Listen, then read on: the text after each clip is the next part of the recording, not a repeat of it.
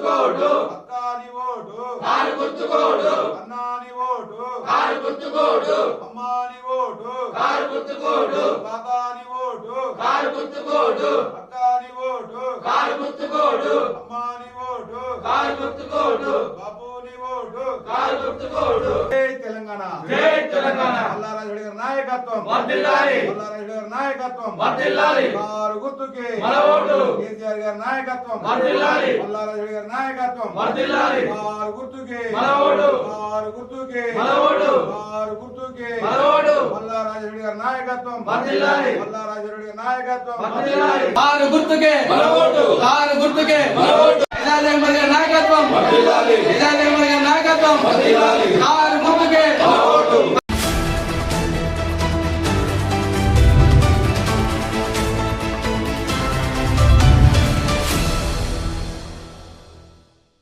Cheriyal municipal ఎన్నికల్లో 11వ ward అభ్యర్థి ఎజాజ్ అహ్మద్ మనతో ఉన్నారు. ఆయన అడిగి తెలుసుకునే ప్రయత్నం చేద్దాం. అసలు ఎట్లా సాగుతుంది ప్రచారం అని. అన్న చెప్పండి, మీ 11వ వార్డు నుంచి పోటీ చేస్తూ ఉన్నారు బీఆర్ఎస్ పార్టీ నుండి. గతంలో కూడా మీకు రాజకీయ అనుభవం ఉంది, మీ ఫ్యామిలీ నుంచి బ్యాక్గ్రౌండ్ ఉంది. సో ఇప్పుడు ఈ 11వ వార్డు నుంచి మీరు ప్రచారంలోకి వెళ్ళినట్టు ప్రజల నుంచి ఎట్లాంటి స్పందన ఉన్నది? ముందుగా HS9 టీవీకి నమస్కారాలు. ఇప్పుడు 11వ వార్డులో నేను BRS party doctor Palla Rajeshwari ఆరోగ్య ప్రదాత నన్ను ఆశీర్వదించి టికెట్ ఇవ్వడం జరిగింది. నేను ముందు బరిలో ఉన్నాను. ప్రజల క్షేమమే లక్ష్యంగా నేను ముందు నడుస్తున్నాను. చీరాల్లో ఉన్నటువంటి 12 వార్డులలో కేవలం వెనుకబడ్డ వార్డు అంటే 11వ వార్డు. ఇక్కడ చాలామంది మా ఎస్సీ కమ్యూనిటీ వారు ఉండడం, వాళ్ళను పట్టించుకోకపోవడం చాలా బాధేసింది చూసిన తర్వాత. ఎందుకంటే ఎక్కడ లేని విధంగా 6 ఫీట్లు 8 ఫీట్ల రోడ్లు ఉన్నాయి. డ్రైనేజ్ వ్యవస్థ చక్కగా లేదు. దాంతోపాటు వాటర్ అనేది మొత్తం డ్రైనేజ్ నుంచి లీక్ అయ్యేట అట్లా ఉంటుంది. కాబట్టి వాళ్లకు ఆరోగ్యరీత్యా చాలా ప్రాబ్లమ్స్ వస్తున్నాయి. ఇవన్నీ చూసిన తర్వాత నేను గౌరవ మన ఎమ్మెల్యే దగ్గరికి మొత్తం చెప్పడం జరిగింది. తప్పకుండా ఆ ప్రజలు నన్ను భారీ మెజార్టీతో ఆశీర్వదిస్తారు, నేను ఆశిస్తున్నా. సో గతంలో 10 ఏళ్ళు బీఆర్ఎస్ పాలననే ఉండే, 10 ఏళ్ళు ఉన్నప్పుడు చేయలేని అభివృద్ధి ఇప్పుడు బీఆర్ఎస్ ఈ కంటెంట్సెన్స్ గెలిచి ఎట్లా అభివృద్ధి చేస్తారని చెప్పి ప్రజలు అంటున్నారు. ఇంతకుముందు గత 10 సంవత్సరాలు ప్రభుత్వం బీఆర్ఎస్ ప్రభుత్వం ఉన్నది కరెక్టే. కానీ ఇక్కడ మున్సిపాలిటీ అనేది కేవలం 5 సంవత్సరాలు మాత్రమే అయింది మున్సిపాలిటీ అయ్యి. గత మున్సిపాలిటీలో ఇక్కడ కాంగ్రెస్ అభ్యర్థి ఉండడం జరిగింది.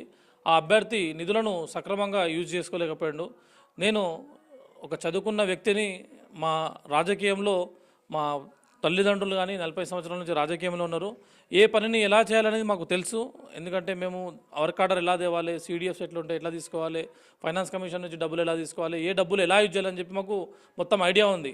దాన్ని బట్టి ఏ పని ముందు చేస్తే ప్రజలకు మేలు కలుగుతుంది, అటువంటి ప్రియారిటీ బేస్లో పనిచేయడం నా లక్ష్యం. అందుకే కొన్ని చూడడం జరిగింది. అందులో ముఖ్యంగా డ్రైనేజ్ వ్యవస్థను, నీటి వ్యవస్థను మాత్రం తప్పకుండా ముందు వరుసలో పెట్టి ఫస్ట్ ప్రియారిటీలు ఇస్తాను. దాని తర్వాత ఏవైతే ఇంద్రమ్మ ఇల్లు ఇప్పుడు ప్రభుత్వం ఇస్తున్నదో ఆ ఇల్లులను సక్రమంగా, ఇంతకుముందు కౌన్సిలర్ ఏంటంటే వేరే వాళ్ళకు వచ్చిన ఇల్లును వేరే వాళ్ళకు తరలించడం జరిగింది. కానీ నా దాంట్లో ఎటువంటి సమస్య ఉండదు. ఎందుకంటే ఎప్పటికీ ఏమొచ్చినా కూడా నేను పల్లా రాజేశ్వరితో కొట్లాడి మరి అవసరం ఉంటే నేను మెజార్టీతో గెలిచి సార్ దగ్గరికి వెళ్ళి, సార్ ఇక్కడ అభివృద్ధి చెందలే, ఈ వార్డు చాలా వెనుకబడి ఉన్నది, మీరు రండి ఒకసారి చూడండి, ఇక్కడ ఇచ్చే దాంట్లో అన్ని వార్డుల కంటే ఇక్కడ డబ్బులు ఇవ్వాలని చెప్పి నేను పల్లా రాజేశ్వరి సార్ని వేడుకోవడం జరిగింది.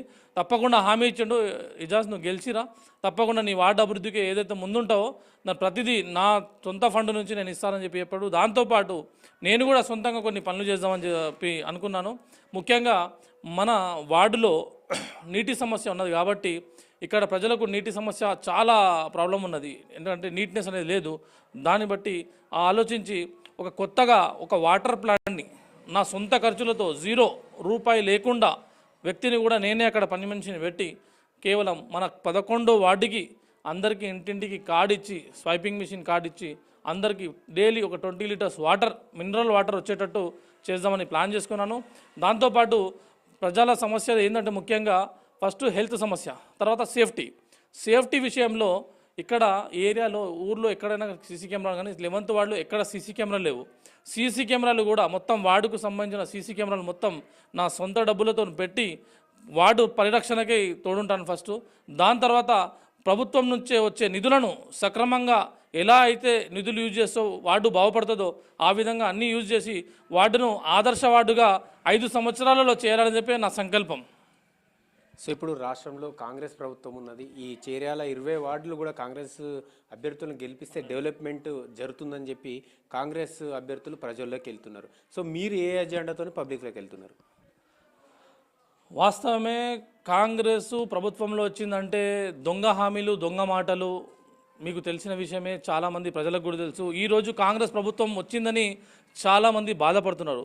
ఈ కాంగ్రెస్ ప్రభుత్వం వచ్చిందంటే ముఖ్యంగా వరంగల్, నల్గొండ, ఖమ్మం ఇటువంటి డిస్టిక్ల పబ్లిక్ పీపుల్ కాంగ్రెస్కు ఓటు వేయడం వల్ల, ఎందుకంటే వాళ్ళు చెప్పే మాటలు ఎలా అంటే అరటి చేతిలో వైకుంఠం అన్నట్టు చాలా చెప్పుడు మాటలు చెప్పి, దొంగ మాటలు చెప్పి ప్రభుత్వంలోకి రావడం జరిగింది. వచ్చిన తర్వాత ఇప్పటికీ 22 నెలలు ప్రభుత్వంలో వచ్చి 26 నెలలైంది ఇప్పటికీ వచ్చి. చేసిన అభివృద్ధి ఏంది?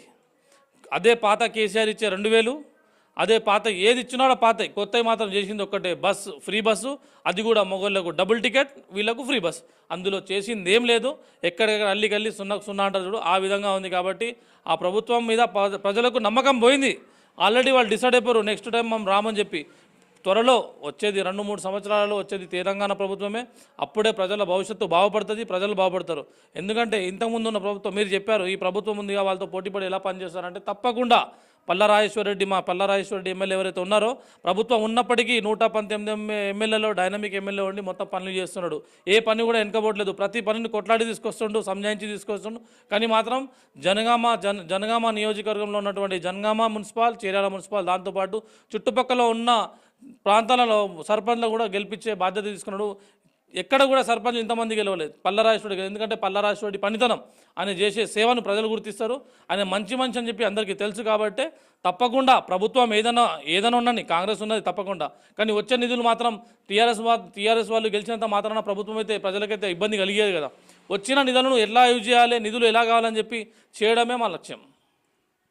సో ఓవరాల్గా మీరు మీ వార్డులో ప్రచారానికి వెళ్ళినప్పుడు ఎట్లాంటి సమస్యలు ప్రధానంగా ప్రజలు ఎలాంటి సమస్యలు చెప్తున్నారు? ప్రజలు ముఖ్యంగా చాలామంది ప్రజల్ని కలవడం జరిగింది ఇక్కడ నేను. ఇందులో ముఖ్యంగా ఏమైందంటే విడోస్ పెన్షన్ అనేది లేదు. దాంతోపాటు బీడీ కార్మికులకు పెన్షన్ కానీ, ఇంద్రమ్మ ఇల్లుల విషయంలో కానీ, ఎందుకంటే నా వార్డులో చాలామంది ఇల్లు లేని వ్యక్తులు ఉన్నారు. కానీ ముఖ్యంగా వాళ్ళు ఇళ్ళ సమస్యలు ఎక్కువ చెప్తున్నారు. దాంతోపాటు జీరో కరెంట్ బిల్ అని చెప్పి ఏదైతే ప్రవేశపెట్టారో అది కూడా పారదర్శకంగా జరగలేదు. దాంతోపాటు చాలామంది ఇంటి సమస్యలు ఉన్నాయి. ఎలా అంటే అన్నదమ్ముల మధ్య ఒకటే ఇల్లు ఉంటుంది, దానికి ఇంటి నెంబర్ అనేది ఒక పేరు మీద వస్తుంది, దానికి డబల్ అంటే ఒక ఇంటిని 2 భాగాలు చేయాలంటే దాన్ని రిజిస్ట్రేషన్ చేయాలి. అదంటే డబ్బుతో కూడుకున్న పని. అటువంటి పనిని కమిషనర్తో మాట్లాడి బై నంబర్ వేసే పద్ధతి ఉంటుంది. అది తెలియదు ప్రజలకు. ఎందుకంటే నిలబడే క్యాండిడేట్ వార్డులో ఉన్న వార్డు కౌన్సిలర్ కరెక్ట్ ఉంటే తప్పకుండా వాళ్ళకు చేసే అవకాశం ఉంటుంది. అటువంటి వ్యవస్థ కావాలంటే అందుకే నేను దేవుడి దయ వల్ల ప్రజలందరూ నన్ను ఆశీర్వదిస్తే తప్పకుండా ఇదే నెలలో వార్డు కొరకు సపరేట్ ఒక ఆఫీస్ ఓపెన్ చేసి వార్డు యొక్క సమస్యలను ఎలా ముందుకు తీసుకెళ్ళి, ముందు ఏ సమస్య క్లియర్ చేయాలి, అలా వాళ్ళతో కూర్చొని సమస్యలను పరిష్కరించే దిశగా నేను ప్లాన్ చేస్తున్నాను. వార్డు ప్రజలకు ఒకటే చెప్పదలిచింది, దయచేసి అందరూ గమనించాలి. నిలబడ్డ వ్యక్తుల్లో 2 వ్యక్తులు, ముఖ్యమైన వ్యక్తులు, కాంగ్రెస్ ఆర్ బీఆర్ఎస్. 2 వ్యక్తులలో ఎవరు పనికొస్తారు, ఎవరు పని చేసే వ్యక్తి, ప్రజలకు ఉపయోగపడే వ్యక్తి ఎవరు, అవసరం ఉన్న ప్రభుత్వం నుంచి నిధులు వచ్చినా రాకున్నా కొంచెం సహాయపడే వ్యక్తి ఎవరు, మీరు అన్ని విషయాలలో అన్ని కోణాలలో గమనించాలి. చదువుకున్న వ్యక్తి ఎవరు, ఒకరు చెప్తే మాట్లాడే వ్యక్తిత్వం నాది కాదు. నేను డైరెక్ట్ పోయి అక్కడ చూసే వ్యక్తిని. కాబట్టి ఎవరైతే మీకు సూటబుల్ ఉన్నారో, మీకు ప్రజలు ఎన్నుకుంటే ఆ ప్రతినిధి వార్డుకు ఉపయోగపడతాడు, అటువంటి వ్యక్తిని మీరు తప్పకుండా ఎన్నుకోండి. నేను చేస్తా అని చెప్పి, ఇవన్నీ చేస్తా అని చెప్పి మీ ముందు హామీ ఇచ్చిన, తప్పకుండా అవి చేస్తాను. నన్ను భారీ మేరతో మీరు కంపల్సరీ గెలిపియండి. ఆ తర్వాత పనితనం ఎలా ఉంటుందో మీరు చూడాలి. మేము కూడా ఇంతకుముందు మా నాన్నగారు కూడా మా అమ్మగారు కూడా గత 12 సంవత్సరాల నుంచి పొలిటికల్గా ఉన్నారు. 40 years నుంచి పొలిటికల్లో ఉన్నారు. అయినప్పటికీ 12 సంవత్సరాలు అధికారంలో కంటిన్యూగా ఉన్నాం. లాస్ట్ టైం మేము ఇండిపెండెంట్గా గెలిచామంటే ప్రజల అభిమానం మా మీద ఉన్నది కాబట్టి మమ్మల్ని ఇండిపెండెంట్గా గెలిపించారు. అది ముఖ్యమైన, అదే లక్ష్యంతో పనిచేస్తా అని చెప్పి ముందుకు వెళ్తా అని చెప్పి ఉంటున్నాను. సో రాష్ట్రంలో కాంగ్రెస్ ప్రభుత్వం ఉన్నప్పటికీ కూడా మా చేర్యాల పట్టణంలో 11th వార్డు అనేది కొంచెం వెనుకబడిన ప్రాంతము. ఈ 11th వార్డులో నేను ఇంటింటికి ప్రచారానికి వెళ్ళినప్పుడు చాలా సమస్యలు నాకు ఎదురుపడ్డాయి. డ్రైనేజ్ సమస్య ఉంది, వాటర్ సమస్య ఉంది. ఇంకా ఎప్పుడైనా సరే ఎట్లాంటి అవాంఛనీయ సంఘటనలు జరిగినప్పుడు అవన్నింటినీ కూడా గుర్తుపట్టలేనంత కొన్ని సందర్భాలు ఉన్నాయి. ఈ సందర్భాలని దృష్టిలో పెట్టుకొని మా వార్డులో వాటర్ కానీ, డ్రైనేజ్ కానీ, సీసీ రోడ్లు కానీ, అట్లాగే సొంత ఖర్చుతో ఒక వాటర్ ప్లాంట్ ఏర్పాటు చేసి దాంతో పాటు కూడా సీసీ కెమెరాలని పెట్టి మా వార్డును అన్ని రంగాల్లో అభివృద్ధి చేస్తామని చెప్పా ఉన్నాడు. ఈ సమస్యలన్నిటికీ పల్లా రాజేశ్వరరెడ్డి గారి దృష్టికి తీసుకెళ్ళి, ఎమ్మెల్యే గారి దృష్టికి తీసుకెళ్ళి ఆయన సారథ్యంలో ఈ వార్డును అన్ని రంగాల్లో అభివృద్ధి చేసి చూపిస్తా అని చెప్పి ఎజాజ్ అహ్మద్ చెప్తా ఉన్నాడు.